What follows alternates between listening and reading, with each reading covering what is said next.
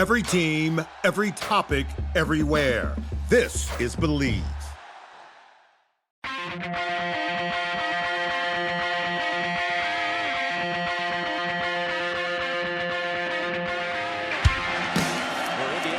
First down at 10 at their own 10-yard line. Tevin Coleman with some running room. Tevin Coleman down the sideline. Coleman, one man to beat. Tevin Coleman's going to go 90 yards, and Indiana takes the lead. Randall L. scrambles, started off the pitch, keeps it himself down the sidelines. He could go. Antoine Randall L. touchdown. Rory going to the single coverage, end zone. Touchdown! He hits Cooper again. Hey, what's up?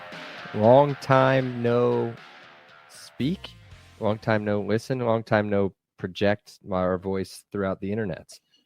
We're back.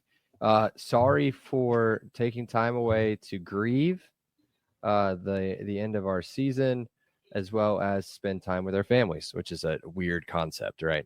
So we are here now. I think I only have 2 more Christmases to go.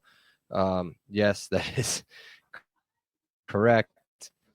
One tomorrow with one of the producers and some other friends. And then, believe it or not, there's another one. So, yeah, we're here. The full cast. Brandon's here reluctantly. Seth's here reluctantly. I'm here reluctantly.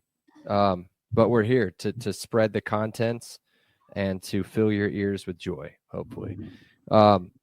We are not going to bore you before I introduce them and let them talk. We're not going to bore you with sadness about the loss in the college football playoff. What we will do is we will talk about the other games, second round games. I don't think we'll talk really much about unless they want to talk about the game that's currently happening. And then we're going to touch a little bit on transfers. We're not going to go deep. We're just going to play a little game. We're going to talk a little bit about them. Then we're going to move on. We'll go deep with them as we go. We got plenty of time. So, again, as I said, with us, we got Brandon. Brando, what's up? Welcome back. Yeah, happy to be back. A lot of snow, a lot of family time, a lot of kid time. Some of it good, some of it bad, some of it part of life. So happy to be back. Happy to be back. How much sickness do you have in that house, or did you have in that house? Man, none bad, but like all 3 of us have had some sort of cough and runny nose since it seems like forever. Like it's never been bad. It's never been like down and out. But it's just been perpetual, like at 80%. Like don't even know what 100% feels like. Yeah, we baby ended up with flu and RSV at the same time. Absolute trooper, didn't need hospital stay or anything. And then I'm pretty sure the other 2 had it, but didn't have those diagnosed. So I believe there was also at some point I think it was a Christmas night, like Christmas Day, 12 a.m. Not Christmas Day, 12 a.m. Like the day after Christmas, 12 a.m. trip to the ER for one of them. So it was a good time. Everybody's healthy now. Everybody's good to go. Health and happiness. Exactly. No sickness for your boy. So somehow I escaped all of it. But Seth, what's up, man? What's going on? You here? Yeah, I'm here. Distracted, but here. Yeah, I was talking about this was unprecedented. Usually we take a couple of weeks off after the end of the season, but that's Thanksgiving, and we get a couple of weeks off in December, and then we get to pace this thing out. So as a producer, I'll take whatever blames. Like, how the hell are we supposed to plan this out episodically this far in advance? So yeah, like, get real, people. We got this. Nobody. I don't think anybody complained. No, I know. Okay. No. Okay. I don't think anybody. I got an axe to grind. Come on, for more of us. But yeah. Well, we're here. We're here to hopefully fill up your Friday with a little bit of joy and a little bit of college football talk. So now, guys, I'm going to need your help. I think a little bit on this. I watched one of the college football playoff games. I thought we were going to cover game hours. 13 for a second. Can I have You 4 can. bullet points? I have Okay, 4 bullet points. Let me get Nothing off my about the chest. game. Nothing about Okay. the actual game. Oh God. Let me get something off my chest real quick. Yeah. And I'll explain kind of what I was saying before, and then I'll let you do your thing. I can't talk about it still. It's like a real bad breakup for me. It's like something I haven't gone back and watched any of it. I've told you guys I was back watching the Michigan game, weird enough, like last week, I think it was. I haven't been able to go back and rewatch it. I don't want to relive it. And so that's why I haven't really been able to watch any of the college football playoff games outside of one, which I cannot wait to talk about. But let's hear your thoughts on the game or stuff around the game, our game, the 17-27 loss. So went to the game, went to the meetup at Social Cantina in Mishawaka. That was a blast. That place was packed. There were chants. Everyone was buzzing. Drinks were flowing. The who's who of B, C, and D list IU celebrities were there. I'm not going to say who, but if you follow IU football, I'm sure you can probably connect the dots on who I'm talking about. Were you a B, C, or D list? None. D maybe, but likely none. Nobody knew me. Like, put it that way. No one came up and said anything to me. But it was an awesome environment. It was a great setup. You know how when we went down to the bowl game and we went to that bar? Yeah. It was nothing like that. Like, it was so much better than that. There had to be 100 IU fans there. It was a really, really good time. The tailgate was awesome. I'm sure it was just in the area that I was in, but it was 10-1 IU fans in the tailgate. And now, dude, Notre Dame tailgates, I must have done it wrong, probably because I was young but they had like heated tents and like full on spreads catered in from like restaurants. The tailgate was a lot of fun. One thing that I think last two things that I want to talk about this. Man, you can tell Notre Dame has been good at football for a long time because the traffic and roads were awesome. Sasha and I got out of there in less than 20 minutes, and we were kind of in the thick of things. They just had so many like traffic instructors, and they had roads closed off. It was brilliantly set up, which was great. And then again, you can tell Notre Dame has made a lot of money because we've talked about all year about how IU needs to improve their in-stadium amenities. Never any lines. They didn't have alcohol, which not a big deal. But there was never any lines to get food. The sound was incredible. They had this entire like light feature that they do. I don't know if it was just because it was a night game, but the lighting was incredible. Only one Jumbotron, like kind of like IU, kind of one Jumbotron, and the Jumbotron wasn't wonderful. It was like actually kind of on the smaller side. But overall, the in-stadium amenities where IU lacks, IU is way behind Notre Dame. And it's just money. Right, this is what it comes down to. Notre Dame has a ton more athletic money into football than Indiana does. And last and surprisingly not least, man, Notre Dame fans are like Michigan. Do you guys know what I mean when I say that? None of them went there. No, like condescending. Oh yeah. Like turn around and like I hate this word, but for lack of it, like mansplain you. Like, I'll be, like, pissed off they ripped off a run, and they'll be like, oh, well, we always, like, put the tight end in motion and then crack that block. That play works all the time. Like, okay, thanks. Or, like, Faison kept going to the outside, and they're like, oh, don't worry. Like, that's been open all year. Like, dude, stop. Like, there was this guy, and he didn't mean anything by it. I'm sure he's just a nice guy. But he turned around and talked to me probably 50 times. And I was ready to punch him in the face. and none of it was mean. It was just like all condescending. Like it was all like golf clapping. And I was obviously in a bad mood, but that was my other takeaway is they're not loud. They're not rowdy. And they're a yacht club. They're a golfing fan base. And I don't like them. I don't like them one bit. You want to know an interesting note that I don't think you, maybe not you, but I didn't think of it. So maybe not, at least one of you two didn't ever think about this, is when you said the thing about money in Notre Dame, each of these teams that makes the college football playoff gets a bonus, right? They get a huge amount of money. Well, that doesn't necessarily go to the team. It goes to the conference, and it's spread amongst the conference, right? Any of these things that happen with these individual teams and the additional monies and everything, they're spread throughout the conference, right? What doesn't Notre Dame play in? They don't play in a conference. All of the money that they get in for all of these things, TV contracts, everything, straight to them, not shared with a single other team. And so, yeah, they're able to do the things that you talk about. But yes, they're also pumping the money that we've pumped into basketball into their football program. So, yeah, I think you'll see some major upgrades. I know there's some rumblings in the works. Stuff that's happening. So yeah, for sure. It's going to happen. So, and there's still a lot of momentum with IU. So I don't want, we'll talk about it. This was also moving in the right direction.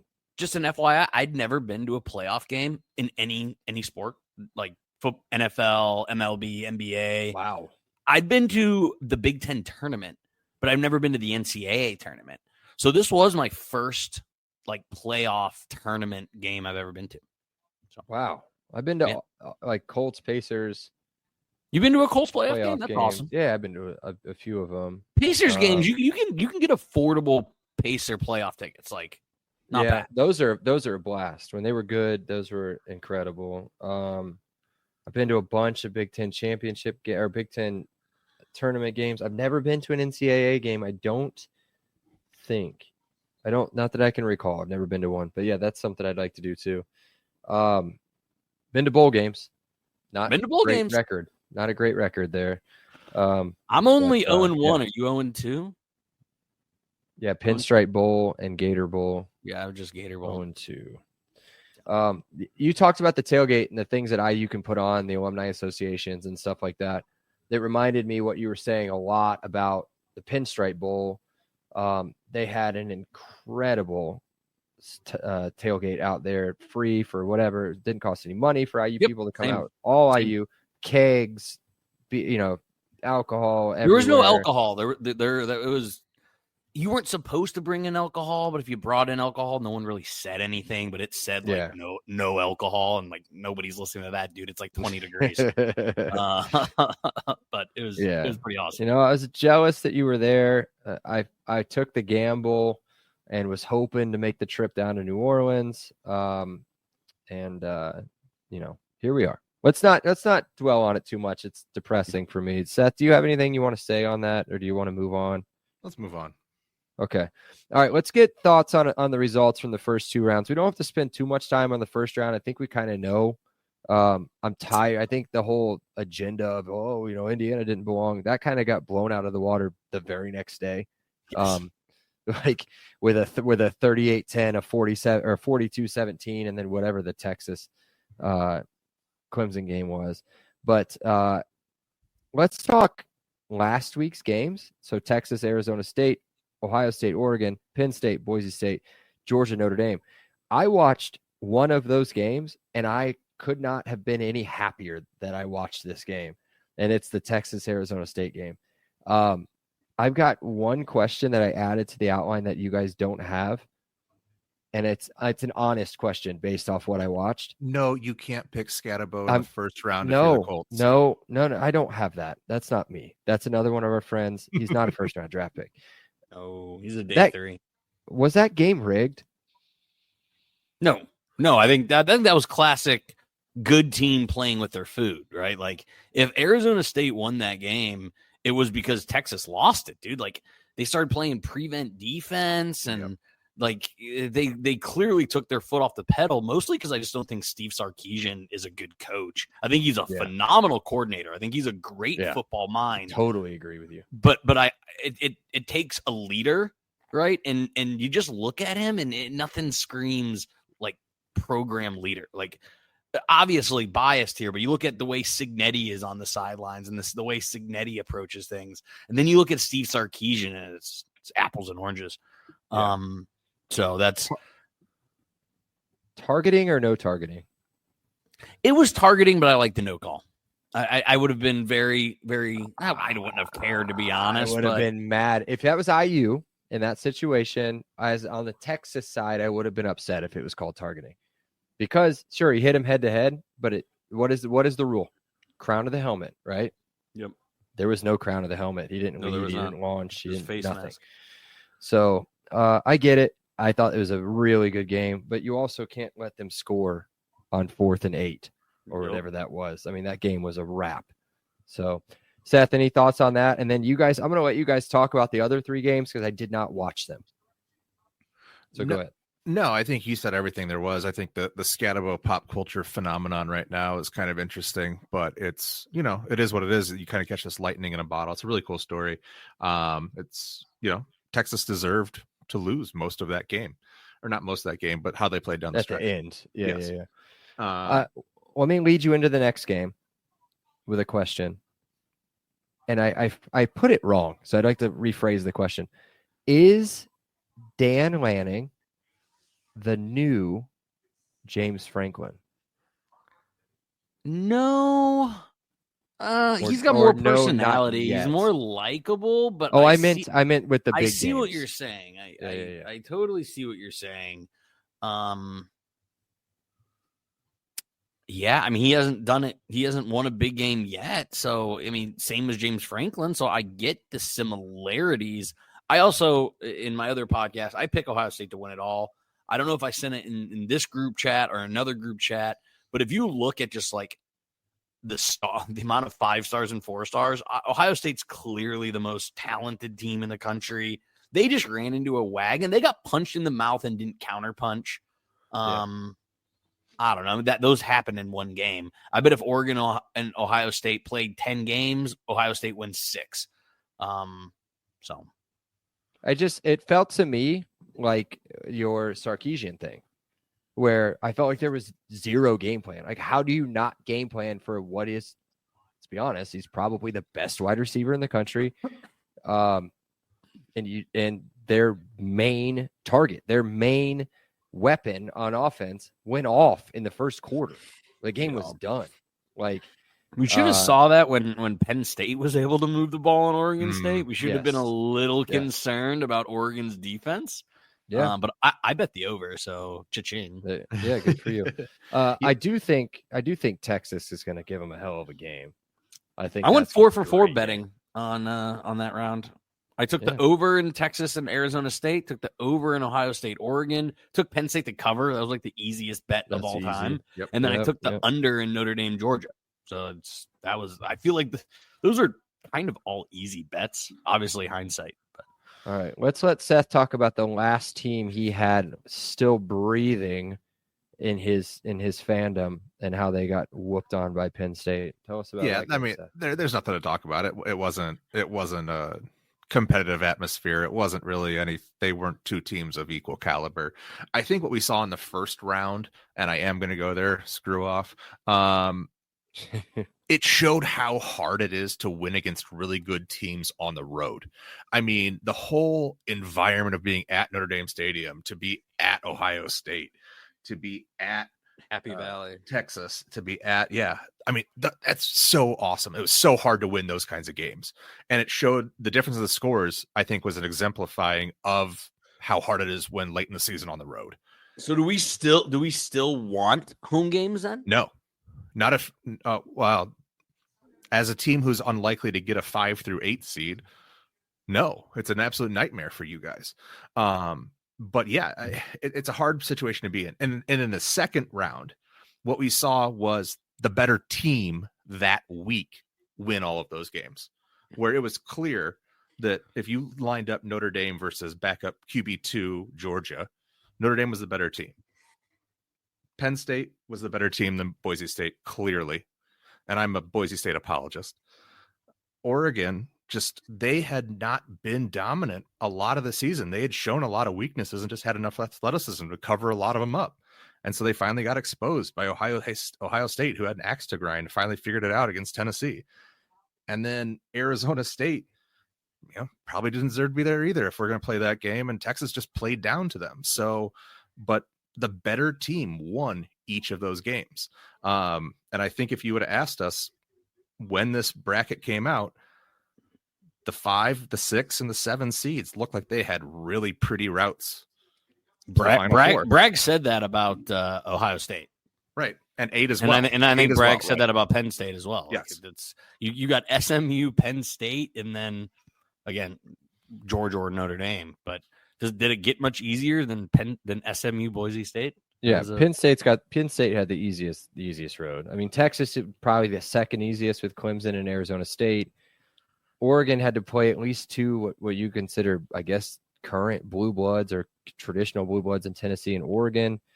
Notre Dame had to, go through, the new powerhouse in the Big Ten, and then had to play a beat down Georgia team that was off for a month. Holy cow! Tyler Warren has ran the ball 25 times. Oh yeah, he's their wildcat quarterback. Yeah, Tyler 25 rushes. Yeah. Brandon's watching the. We all are. Let's be real. I'm not watching it. I will later when we're done. All right. So that's. I mean, we all. I think we know what happened in the Notre Dame Georgia game. Notre Dame didn't really do anything offensively, but again, those are 2 elite defenses. Hold on. I got to say one thing right now about this Notre Dame Penn State game is that what I got roasted a little bit for some Riley Leonard talk. The guy can't throw the ball. Am I the only one not seeing this? No, ball. When IU was down, I kind of went like all Shea. I was doing Riley chants every time he would throw a horrible ball, kind of trying to pick a fight, honestly. And they didn't take the bait at all. Because I think they know it. He's a check down quarterback. There is no middle, intermediate, deep passing out of this guy. No, there's nothing. If you go and look, the perfect thing to look at for that was when I was looking to build a parlay for this game was receiving props. And I'm pretty sure that like their number 1 receiver, I guess, would be Faison. And I think you were hitting plus money at 40 yards. Yep. And then I think that with their second guy, the kid out of Michigan, maybe, the taller guy, he was 17 yards, I think, was the only negative money that you could get him at. And it was like, yeah, they're just not going to throw the ball, period. Neither team has. No. And do you blame them? They've got absolute studs at running back. So, all right, let's be done unless you guys have anything else on the CFP. I mean, we can talk more about format and stuff when it inevitably gets we'll have a lot of time in the offseason. Talk about that. Yeah. All right, let's do transfers. We're going to play a game. Let's do transfer. We're going to do real quick. We haven't talked about Jacob Bell. He's the newest high school recruit quarterback out of Naperville, Illinois. Where's Naperville? That's in the far nice suburbs. Yep. Directly west. Okay. It's a nice little haven for my brother works and lives there. Yep. There you go. Has for a while. 3-star quarterback, 6'3", 195. Love this kid's tape. Love his tape. If you guys haven't watched it. But he's more of that like old school traditional IU quarterback recruit where he's got nothing but MAC offers. But again, could be a kid that's flying under the radar. Look at Mendoza. Look at the younger Mendoza. Exactly. And he was Mendoza was QB. Look at Mendoza. Mendoza was QB2 when Taven was playing. Yeah, and Mendoza reminded me a lot of this Jacob Bell guy. Yeah, Jacob Bell. I think he's going to be a good player if we can keep him around. So we'll see. Again, 6'3", 195, can scoot, got a good arm. I think he's just under-recruited. So let's talk transfers. Currently, and I don't know if this has probably gone up since then, we've just added a tight end before recording this afternoon. Yeah, we're up to 15th. Up to 15th now nationally in the transfer portal rankings. What I'm going to do, we're going to play a game because there's a bunch here. There's a ton. So I'm going to read the transfer's name, give you a couple points on it, and I want Brandon and Seth to give me an answer of whether they're an impact player, immediate impact player, a depth player, or just somebody that's going to fill up the roster, right? All right. You guys good with that? Yeah. And you can add something on them if you want. That's fine. All right, let's start with the newest one. Tight end Holden Stays, a Notre Dame and now current Tennessee transfer, just committed, 6'4", 250 pounds. I think he's going to be that Horton replacement based on the other tight end that we brought in, but we'll get there in a minute. What do you guys think? No, so I think he's a depth guy. I think he's a specialty package. He's not the blocker. He's not Horton's replacement. He's gonna be more of the stand-up mismatch guy. So I do think he's a depth guy, but I think he's a guy we didn't really have on the roster. He's a definite upgrade from Bamba. Who's the other tight end that you really liked? Sam West. So Love yeah, Sam I West. think he is just a more experienced Sam West. I hope this doesn't lead to Sam West transferring, but I think this kind of shows that maybe Sam isn't quite there. So I'm going to call him a depth guy, but a really good ad because he's someone. It was a position we really didn't have as a mismatch in certain situations in 2024. So good ad, but ultimately a depth piece. I agree with everything you said. I would say tight end 2, tight end 3, somewhere in that hybrid role. But I'd expect probably the other guy to be probably leading that role. Yeah. And again, we don't use the tight ends that often. I mean, Nope. I think more Situationally. goal line stuff, maybe short yardage, stuff like that. So Yep. next few guys I'm pretty excited about.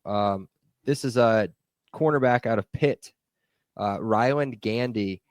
We'll start with the Pittsburgh guy. Brandon, what do you think? Yeah. This is an instant impact guy. He's cornerback 2. He's going to be right on ponds. They just don't throw at the guy. I mean, you look at the stats. He had 40 tackles, but he only had 1 pass breakup, and he had 0 interceptions because they just don't throw at the guy. He is someone they circle. Okay, we're going to go play. He was Pitt's #1 corner. Pitt had an above average defense. He's cornerback 2, and I maybe Ohio State, Penn State will have a better. Maybe Michigan will have a better cornerback duo. But I expect us to be top 3, top 4 cornerback duo in the entire conference. It is super, super exciting. And I actually think Penn State just scored. I do think the cornerback room will now be possibly the deepest part of our defense. Yeah. I love this ad, but Seth, go ahead. Yeah, again, I'm same right there with you. I think the only difference might be that he might be the kind of guy that you can positionally play as a chess piece, where you can move him inside to slot maybe in some of the more advanced passing attacks, blitz him a little bit as well. So 23 solo tackles. Yeah, so he can hold up against the run. He can hold up in a attacking zone blitz coverage scheme. So he's the kind of guy who you can use a little bit as a chess piece, where they haven't had a lot. Usually they've used like TJJ or somebody, usually more safety husky type blitzes, where now you can even incorporate a CB blitz as well. So also a plus 3 years of eligibility. Oh, it's huge. Oh, it's 3. Oh, yeah. Okay. So awesome. big. Yeah, and he's going to be lined up across from or on the other side of an All-American. So I mean, those could be an absolute stud duo. Yep. All right, another guy, total stud, I think, coming in. Wide receiver Tyler Morris, transferring in from Michigan. Not a big guy. I think he's about 6 foot. Played a lot of slot. Did some returning. What do we think about Tyler? Man, I went back and forth on this. Whether he's depth, whether he's impact, I think he's definitely going to be wide receiver 3 in that slot. I think it's going to depend on game script for him. I think he's going to make some huge plays, but I also can see him maybe not even getting the stat book in some games. So I think ultimately, since we're playing the game, I'm going to go depth, but I think he'll be on the field a lot, and he's going to be a guy that can absolutely take the top off at any moment. At absolutely any moment, he can be a game changer. So like I said, I don't see him being any higher than wide receiver 3. But that's because the room is stacked. You know, it's because I like Omar Cooper and Elijah Sarrett better. That doesn't mean I don't like Tyler Morris. I'm torn between having like a Skip Bayless moment and just like making up an absolutely ridiculous take rather than just having boring radio here. But I feel the exact same way. I had him as I had him as rotational slot. I had him as inconsistent, shows flashes of brilliance, and other times gets completely lost. And there's going to be games where like, did Tyler Morris play? Right. Like, was he even on the field? And then there's going to be When other games where like linebacker, and you're like, this guy's unstoppable. Yeah, it's like we don't win the game without Tyler Morris. I see both things happening in 2025. Like the name that came to mind for me was AJ Hennings. He was a guy who had transferred from Michigan to Northwestern, was a little undersized, and they really found a way to use him, but he was still a little bit inconsistent, even with the more exposure with Northwestern. Let me play the other side of this. He was behind, and tell me if I'm wrong here. He was behind when they had a quarterback. He was behind Nico Collins and some other stud wide receivers, right?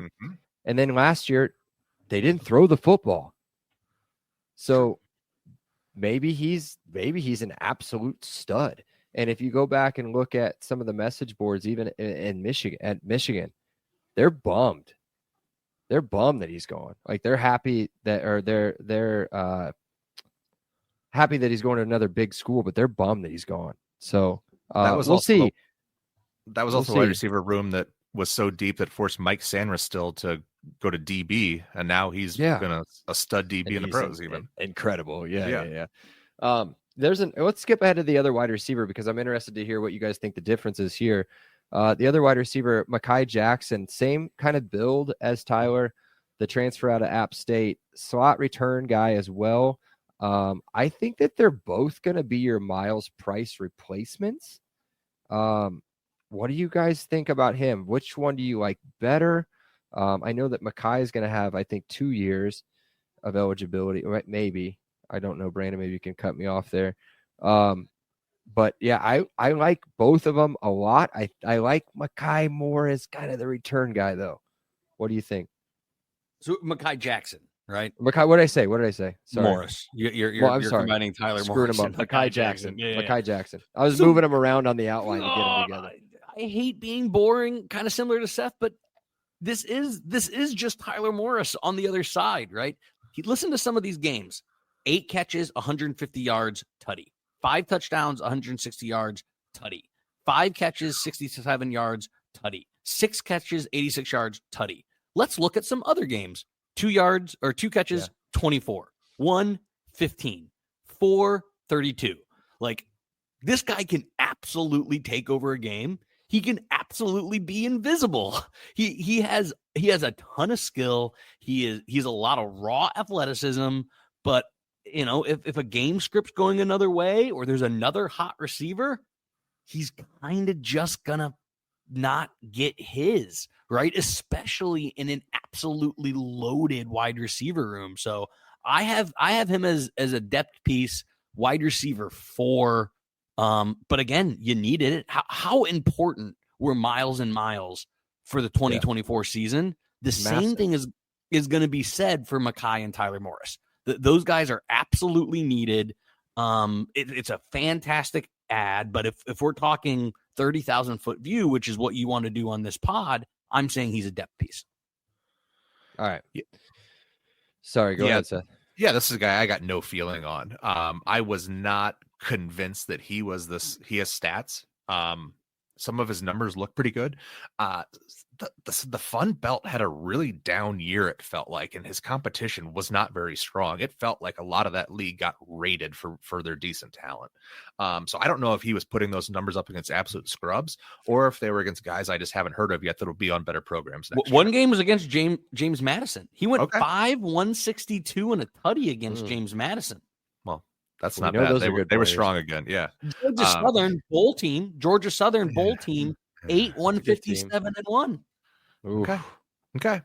Well, but then Eastern Tennessee State, who's an absolute dog, he went 2-24. So maybe they didn't throw.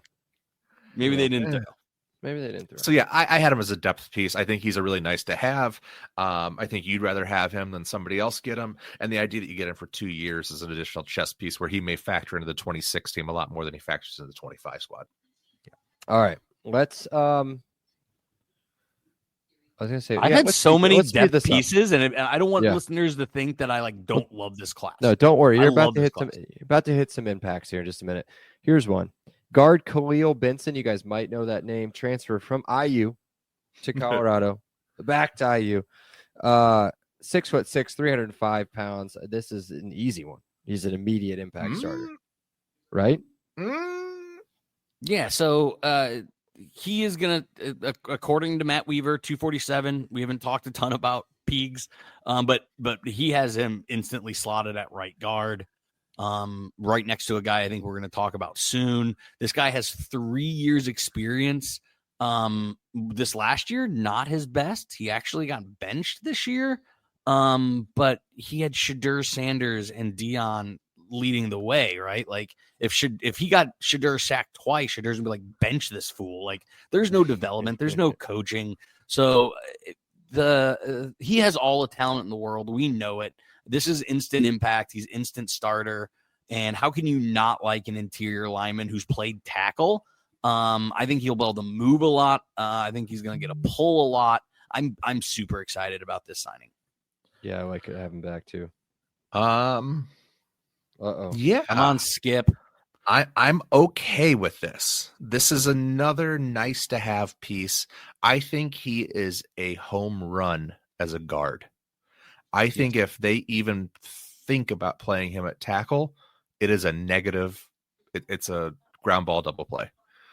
If this guy can move inside, I think the whole Colorado situation is an absolute nightmare, and I would hate to be anywhere associated with that program, especially on the offensive line. So I don't want to judge him negatively for getting benched. I think he's an absolute home run at guard. I just worry that if he has to move outside at all, then it becomes a little bit more of a liability. And thankfully there's some other pieces on this team that we might be able to avoid that. So yeah, there's a little bit of contingency there. That's all. I was going to hedge my bet slightly. All right. Next one is an interesting signing for me, and I wasn't very excited about it. Still not super excited about it until I read that, in case you guys didn't know this, in preps for I believe it was the Notre Dame game, Brandon, and you can tell me if I'm wrong. Apparently, Tyler Cherry, non-contact knee injury. We already know what that means. Not going to be ready for the fall, so we brought in a quarterback out of Old Dominion, Grant Wilson. Again, as I said, I wasn't super pumped about bringing in another quarterback with the depth that we had there with the young kids that I was excited about. But tell me about Grant. What do we think about Grant? He's been in college for a minute. This guy is gonna come in to hold a clipboard. He is Jim Sorgi incarnate. He wants to be a coach. Like that was in the write-up on him. He's going to be a film room guy. He's going to be helping Mendoza. You always see the backup quarterback really close to the offensive coordinator. You always see the backup coordinator or the backup quarterback kind of like on the sideline talking to the starting quarterback. That's exactly what Grant Wilson was brought in to do, was to be another coach and be another voice in that quarterback room. And, I'm not even sure if he's QB2. To be honest, I wouldn't be surprised if Anthony Mendoza was QB2 on this team. But when you have 85 scholarships and you think he can help you, in Sig we trust. But for the sake of this game, he's a roster filler. Alberto Mendoza. Just so you know, that's okay. You don't have to spend too much time on it, Seth. You're fine. No. They let Angeli come in, and he was throwing ropes. And now he got strip sacked. But he's he can slang, bro. All right. Anything on Wilson? You moving on? It's the exact same thing. Yeah. All right. Offensive tackle Zen Michalinski, an Indiana boy from Ohio State. It was 6'6", 319 pounds. What do you got? It was his dream to play at Indiana, according to an article that I read on ESPN. But obviously, if Ohio State offers you to play, you're going to come play. Another if it's my dream. another mixed tape. When he was at right tackle, really good. When he was at left tackle, instant bench. The elite guys can play both sides, but when you've practiced one side your entire life, which he did, which is as a right tackle, he's a good right tackle. Where's he going to play, Brandon? Where's he right gonna play? tackle? Because we have Carter Smith, Yeah. who will be on the left right. side all of next year, barring injury. So yeah, he's an instant starter, and it's super exciting. But I get where people say he had mixed tape, but where was his bad tape? On the left side. Yeah, this is a grand slam by far. This is absolutely a plug and play type guy. He is somebody who, if he wasn't coming off of an injury, would be starting at right tackle tomorrow night. And wouldn't be transferring. But Ohio State's a team that they rotate their offensive linemen a lot. They've been decimated by injury, so he got a ton of reps. He got a ton of play, got forced in some bad situations. Like he said, became a turnstile left tackle. And again, the Big Ten had some really, really good pass rushers this year as well. So, of course, some of that being taken advantage of.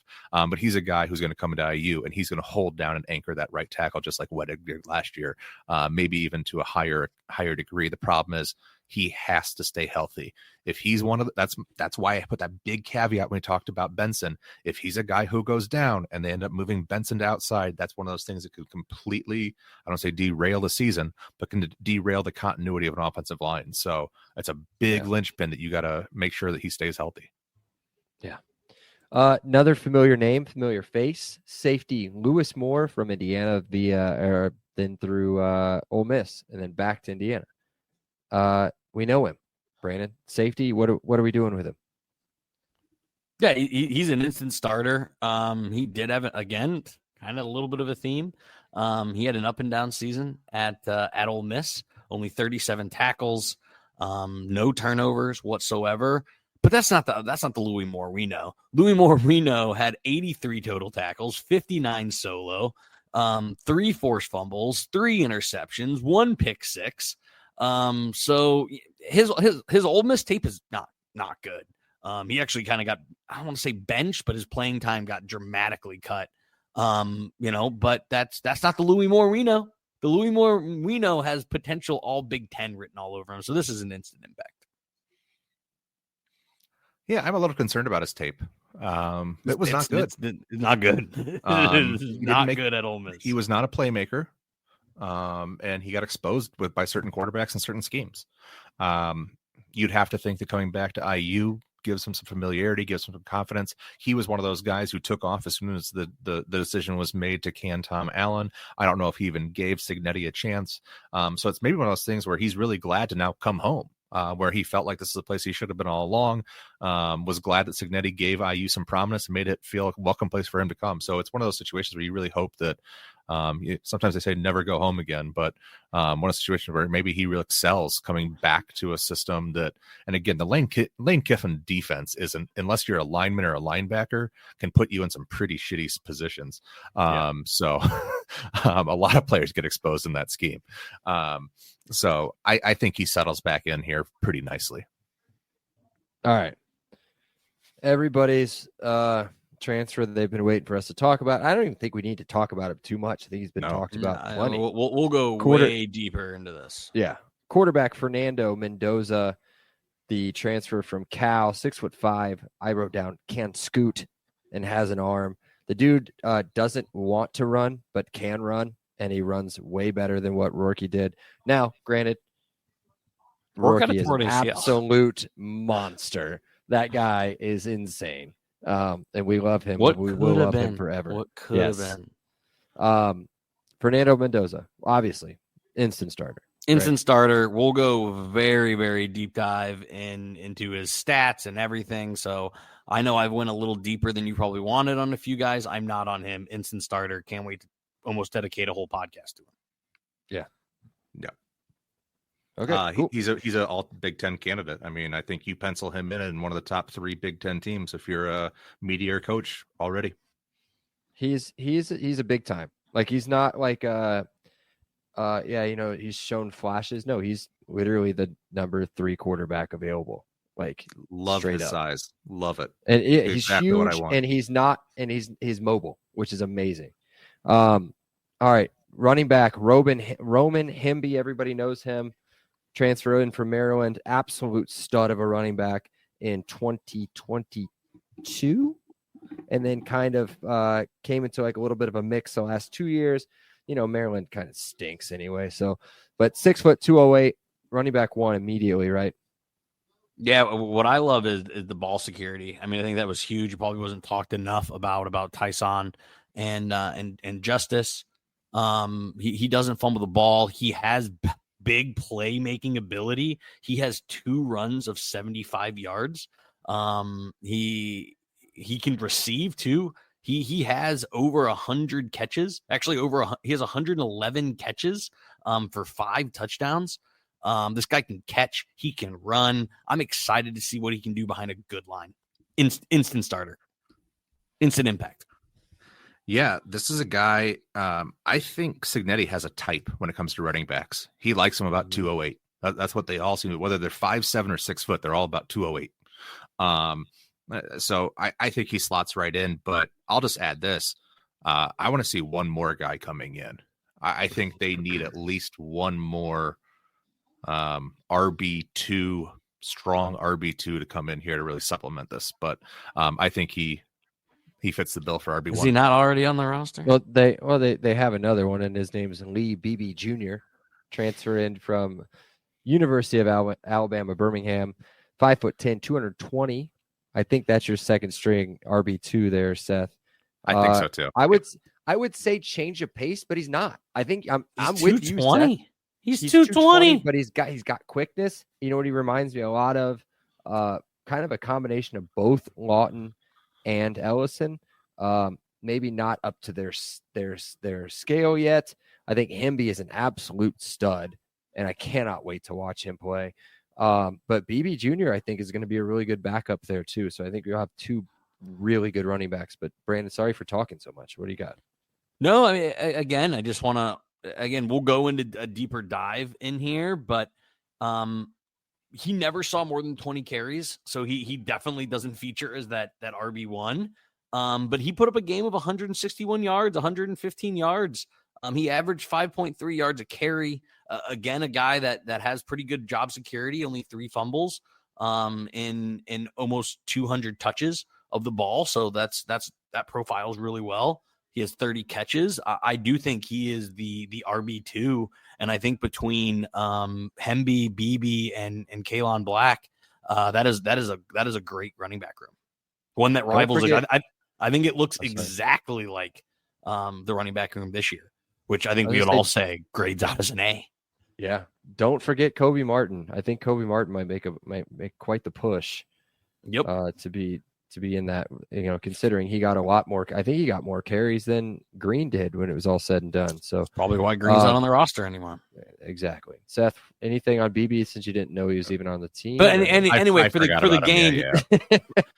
for the game, for the game we're playing, he's just a depth piece. There you go. Yeah, I think if you're using the Madden or the NCAA Football 25 system, you can slot him as the power back, goal line back kind of guy. Situationally effective. Third down back kind of thing. Traditional third down back kind of guy. Short yardage. Yeah. Tight end Riley Nowakowski. Everybody's super high on him, and I want you guys to tell me why, because I wrote down blocking goal line receiver. He's got no stats, doesn't catch the ball out of the backfield or out of the position at all. He's not big. He's 6'1", I think. But he's look at Horton's stats good at James Madison. Literally nothing. It's a clone. There's a reason why he was the number 18 tight end in the portal. Now, the guy we talked about earlier is actually higher. Way higher. But I think always the pass catchers are ranked higher than the blockers. Yeah, I think he's the 3rd ranked tight end, by the way. Stays is, I think, pretty sure the 3rd ranked tight end on 24/7. Yeah, so I'm going to say impact, and I know I said the other guy was a depth piece, but look how Horton was involved in the run game. Look how Horton was used in the goal-to-go situations. This guy might only see, 20 targets all year. That'd probably be high, because that'd be about 1.5 targets a game. This guy may only see 10 to 12 targets, but I think our run game depends on it. Our pass protection relies on it. He was at Wisconsin, so he can block. I love this piece, and Horton was absolutely invaluable. So I'm going to say impact, despite him probably never showing up on the stat sheet. Yeah, the only thing I'll add is that he'll effectively be a sixth offensive lineman. I think you can think of him as the type guy who's going to be more focused on blocking, and he'll give you just enough, like Horton did in those little sneak outs, to just keep the defense honest. So I think you're never going to hear his name, but you're going to feel the impacts of his blocks more frequently than not. I'm going to package these next two together because I want to start by saying we lose James Carpenter, we lose CJ West and the starting defensive tackles. We've picked up Dominic Ratcliffe, a transfer from Texas State, 6'3", 285, and another defensive tackle. Is it Jose or how would you pronounce that, Seth? This is all Hosea? Seth. Either Jose or Hosea. One of them's a biblical Hosea. name, and one would be a like the wrong spelling of a. Yeah, I'll go with Spanish Hosea name, I guess. Wheeler out of Western Kentucky, 6'3", 300 pounds. Do they slot right in? Or we've got people there. Burris is still hanging around. You've got a couple other guys. Tucker's hanging around, right? Tucker's hanging around too. I think these are really good pickups for that position. But tell me some stuff about them. Do you? Here's my concerning part. I mean, this is the only part where I'm throwing water. I was pumped. I mean, James Carpenter's stats jumped off, right? He was a stat stuffer at James Madison. CJ West was absolutely lauded as a massive recruiting get. These guys kind of aren't. You got to trust the staff, but I hope we're still going to add a couple. I was gonna say there's more. I got to see more, because if it's these two guys, Tucker and Burris, that doesn't, like, the corners I'm pumped on. The linebackers I think are good. Obviously, Kamara, like, there's a ton to be excited about.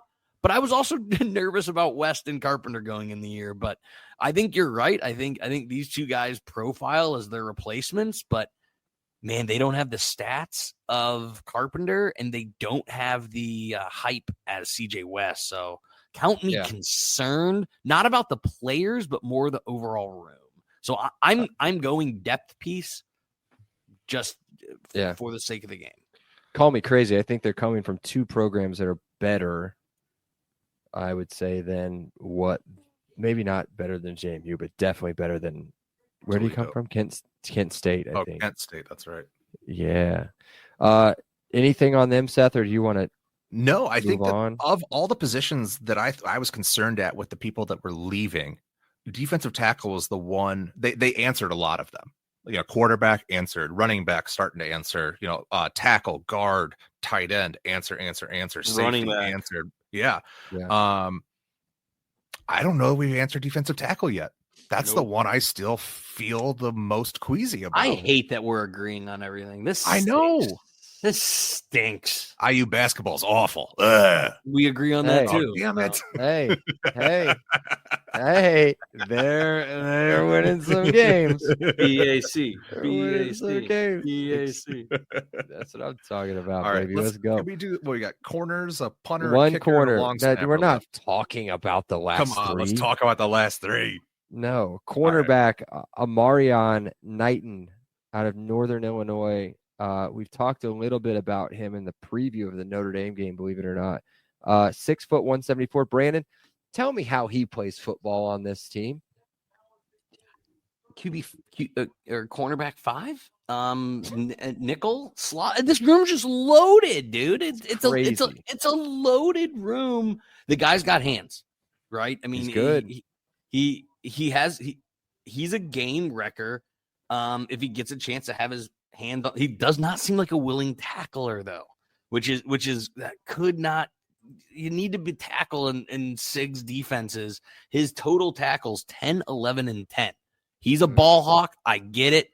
That's what he does. He intercepts balls, but he doesn't seem like the willing tackler. And I think that's maybe what keeps him off the field. But this guy probably may have the best hands in the cornerback room, but his lack of tackles at that level scares me. Nobody tackles in the MAC.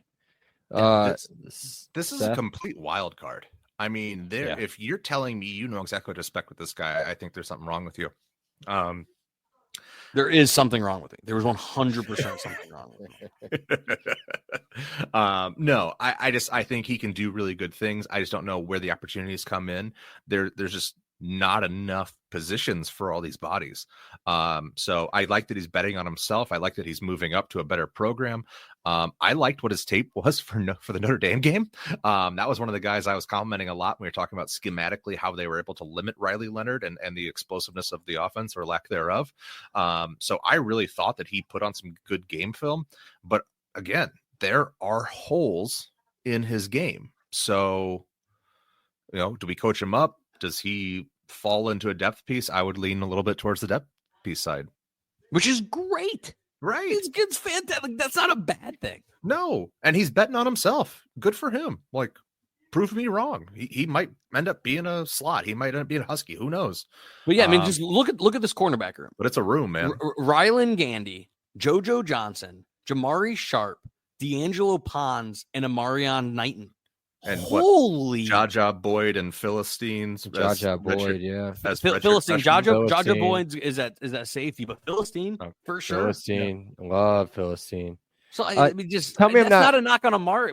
That's not a knock on this guy. But is he playing over JoJo Johnson, Jamari Sharp, I think JoJo's in the transfer, isn't he? Isn't JoJo in the portal? No, Jameer did. Jameer went to the. Okay, that's fine. Jameer. Okay. Did. All right. Yeah, I'm with you. It's a hell of a room. No, you're right. Jameer Johnson is in the portal. You are correct. He's done JoJo Johnson. Yeah. JoJo Johnson. Yeah. All right. Next three guys. I mean, we're gonna spend 30 seconds total. Okay. Punter Mitch McCarthy out of UCF, an Aussie or a Kiwi. I can't remember. He's one of the two. Massive, by the way, 6'5", 255 pounds or something like that. He's a huge dude. Immediate starter at punter. Kicker Brandon Frank from Texas State. He's not taking Nick's spot as the place kicker, but I think maybe a kickoff specialist is what they're projecting on Pigs at least. And then obviously a guy long snapper Sam Lindsay out of Georgia State. I don't know if we lost our long snapper or not. I should know this, but if we did, he's gonna slide right in. So, anything you guys want to talk about? I know Seth loves special teams. The new rule is you get up to 105 scholarships. That's what these guys are. Why these rules they are. It's perfect. You can't have enough of these guys, right? Like injuries, people getting the yips. You need bodies in these roles, and these guys. I think the most important thing, and the last thing I'll say for all three, they all come with experience. Yep. Awesome. Yep. Cool. All right, let's. I told Seth he could talk, but he can't. Let's take a break, and then we will be right back with Rando Sack, and then we're gonna be done. Like we're gone 27 minutes more than what I wanted to do on this podcast. But all right, let's go. This episode is brought to you by your go-to expert in the Indiana real estate market. Whether you're looking to buy, sell, or invest in a home right here in the heart of the Hoosier country, Garrett Lawton with True Blood Real Estate is the agent that you need. He's not just a real estate agent, he's a Hoosier fan just like you. And Garrett knows Indiana inside and out, from Bloomington to Indianapolis and everywhere in between. Plus, his personalized service makes the buying and selling process smooth and stress-free. So if you're ready to make a move, give Garrett a call at 317-410-8851 or visit his website at lawton-realty.com. Okay, we're back. Rando time. I got three quick ones. We're fourth in the Big Ten, 15th in the country. Do transfer portal rankings matter? Yes. Yes. I think More transfer portal, yes. Not so much high school, I don't think, unless you're pulling in blue chip recruits. But yes, I think that a transfer portal is massive. I agree. I've actually found myself following transfer recruiting more than high school recruiting. Mm-hmm. I think this last month has been an absolute blast, not just an IU front, but who's Miami getting? What will Drew Allar do? What does USC do? Like, I feel like there's so many big names. It feels like NFL free agency. Am I by myself in that? No. I still hate the immediate eligibility for non-graduate transfers. No, you have to have some kind of punishment for that. You gotta sit out a year or something. That it sucks, man. Shut up, Boomer. I forgot to talk about this. You brought up Miami, and I was starting to think about like some of the teams we're competing with. I don't know if you knew this, or I don't know if you mentioned it. Sorry, but Rylan Gandy visited some massive schools before Indiana. UNC was one of them with Bill Belichick, and pretty sure Miami was another one, and another SEC team, I think. And we got him over those three teams. And there's some big time schools. And the best thing about this is, and why the ratings are so good, is it's exactly like what you said. It's like NFL free agency. We've seen these dudes play football. The people that are ranking them have seen them play football. They're not projecting. They know how good these players are. And so they should now. Granted, are they going to come in and fit and provide the stuff that they should provide? I never know. But you know how good the players are individually based on where they were before. So, yeah. So is that two questions or? That is two. So my last one, and this is kind of a big one, and we can keep this quick or we can dive into it. This, for multiple reasons, was my favorite college football season ever. For IU, for the new college football playoff, for the fact there was no dominant team, for a multitude of reasons. So this was my favorite college football season from both an IU perspective and a national perspective. Seth, I know on a Purdue perspective, probably not. But Bragg, what about you? Was this your most enjoyable IU and national college football season ever? Hands down. I mean, I found myself caring more. Is that just when you have a good team? Like, I'm following what's going on in the top 10. I'm watching more football. Like, I was more into college football this year than the NFL, which is just wild. NFL is my favorite sport. Whenever, and we've had these conversations before. We've had them during the games last year when you and I would go to a game over the last however many years, 10 years, right? Yeah. And we lost, and it was a noon game, or maybe it was a Friday night game. There were a lot of things I would tell you. One of the things I would tell you was I'm not watching anything else until Sunday. Yep. I don't watch college football. If we lose, I don't want to see our highlights. I don't care about the other games. You want to listen to the Big Ten show where they talk about it. The Big Show, I think it's called. And we win, and we win, and we win. And even when we lose, except for the last game, and we're competitive, in my opinion, I want to hear what people are saying. I want to know what they're saying. I want to see the highlights. I want to hear them praise the team, right? I want to watch the other games and see where we could maybe be a little bit better than these other teams, right? But yeah, it sucked I didn't go see the last game. In hindsight, I think it was probably a pretty good choice, but it was incredible. And I think we're loading up for what should be another pretty good season next year. All things considered and everybody staying healthy, I think it should be great. Will we hit what we just hit? Probably not, right? Let's be honest. But I think the expectations are going to be high, and they should be high for a while. Yep. I love you too. I love you two guys, and I'm so happy for you. But God damn, this is a miserable damn season. And I'm so happy we got our expanded playoff that I've been begging for since I was a kid. And so many things happened that I would normally be so happy about. But I mean, 1-11. You guys have had that in your mouth before. I haven't experienced that. It was pretty bad.